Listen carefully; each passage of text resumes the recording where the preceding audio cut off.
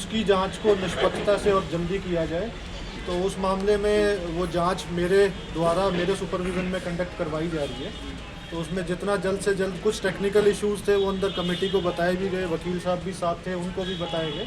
तो उसकी इन्वेस्टिगेशन जल्द से जल्द करके विदिन जो भी इसमें एज़ पर लॉ होना है तो हम उसको निपटाएंगे।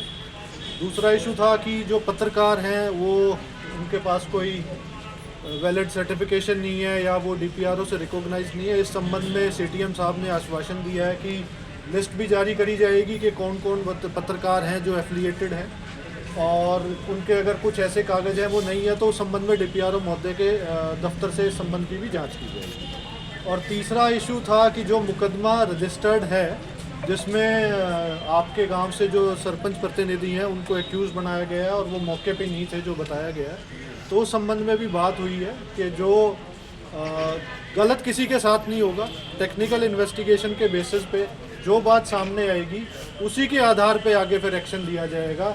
किसी भी दबाव या प्रेशर में किसी के साथ कोई गलत नहीं किया जाएगा। गिरफ्तारी की डेडलाइन सर? ये डेडलाइन इसमें जो किस संबंध में गिरफ्तारी की डेडलाइन, अब गिरफ्तारी के भी जांच की जब तक, कब तक जांच का ऐसा है कि जांच उसमें हमें, क्योंकि जो एविडेंस है उसमें कुछ हमें कोर्ट से भी परमिशंस लेनी पड़ेगी, वो यहाँ मैं डिस्क्लोज कर नहीं सकता because it is part of investigation. But ये है कि वो न्याय के लिए है। आज हम न्याय के लिए है, न्याय सबको मिलना चाहिए।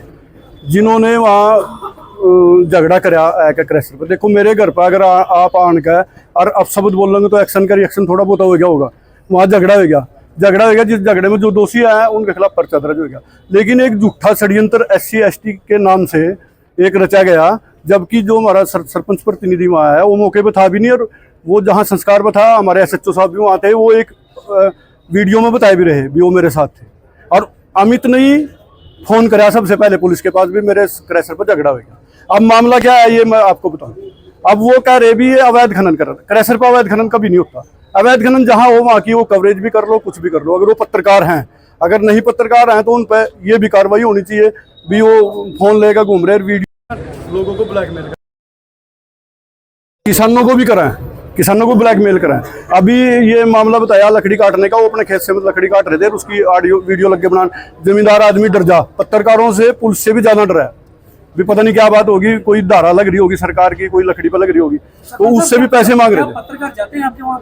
पत्रकार और कोई नहीं जाता जी, बस ये 1-2 आदमी जो फर्जी तरीके से जाना, और कोई पत्रकार वहां नहीं जाता। कितने पैसे की डिमांड करते थे जी? वो तो कुछ ही मांग ले जी। ये तो किसी पे तो जैसा किसी ने आदमी रखा वैसे ही 50,000 रुपए तो एक आदमी पे तो मांग रखे। ऑडियो भी है उस पर 50,000 रुपए। तो आज आप आए हैं, क्या चाहते हैं? हम तो ये चाह भी जो दोषी हैं दोनों पार्टियों में उनके खिलाफ कार्रवाई होनी चाहिए। एक के खिलाफ तो हो रही है, अब उसके ऊपर पुलिस ऐसे घूम रही है जैसे किसी आतंकवादी ने ढूंढती हो। जिप्सी खड़ी है वहाँ अमित के, जबकि वो मौजूद आदमी है, एरिया का मौजूद व्यक्ति है, और गाँव का सरपंच प्रतिनिधि भी है, सरपंच भी है, और जो दूसरे हैं वो पुलिस के सामने बैठे। पर्चा तो उनके खिलाफ भी दर्ज हो रहा है, कार्रवाई तो उन पर भी होनी चाहिए। और एक और मैं आपको बताना चाहूँगा, इन्वेस्टिगेशन के नाम पर कुछ नहीं हुआ। इन्वेस्टिगेशन का क्या मतलब है? गाँव में जाकर पता करो तभी तो पता लगेगा सच्चाई का। यहाँ ऑफिस में बैठ कर तो पता नहीं लगता। ये ऐसे भी पता नहीं लगता, जाओ और गिरफ्तार कर लो जिसका किसी ने नाम लिखवा दिया और गिरफ्तार कर लो। हमारी तो ये डिमांड है, दोषियों के खिलाफ कार्रवाई होनी चाहिए। और जो SC ST एक्ट लग रहा है, जबकि वहाँ कोई जाति सूचक शब्द नहीं कहा, कुछ नहीं कहा, तो वो SC ST एक्ट उन पर हटना चाहिए। और जितना उन्हें जुर्म करा हम ये भी नहीं करते, उन्हें अगर कहीं मार पटाई करी भी होगी उनकी उन्हें भी सजा मिला, लेकिन दूसरे पक्ष को भी जो उन्होंने जो अपराध कर रहे उनको भी वो सजा बिल्कुल मिलनी चाहिए। अगर नहीं होती तो हम आंदोलन करेंगे, बिल्कुल यहीं बैठे। इतने कार्रवाई नहीं आती, हम जत्ते ही नहीं आते, हम यहीं बैठे।